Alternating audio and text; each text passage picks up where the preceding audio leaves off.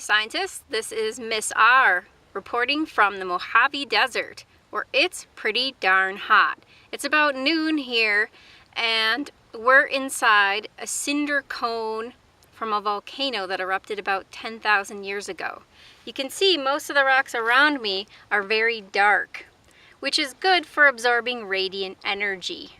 Remember, the three forms of heat transfer are conduction, convection, and radiation.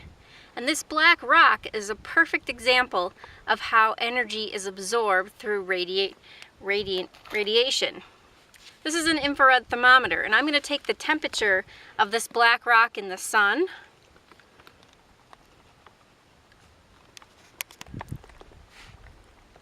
Pretty darn hot. That's in Celsius. Then let's try it in the shade.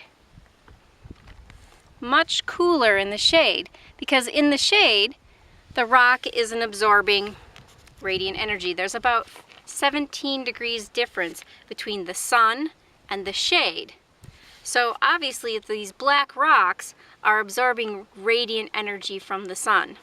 This is also a really good place to talk about convection. Hot air from the cinder cone behind me is rising and convecting with the cooler air from the surrounding desert. You can see the ripples if you stand at a distance. We won't be able to get them on camera, of the air moving. You may have seen this phenomenon if you have been driving on the highway and it looks like there's water on the road, but when you get there, it isn't there. That's the air moving through convection. The third form of heat transfer that I'm demonstrating right now is I'm sitting on a very hot rock.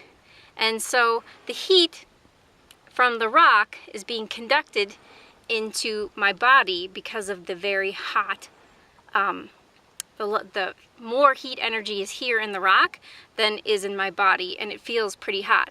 Remember, conduction is when things are touching and my body is touching the rock.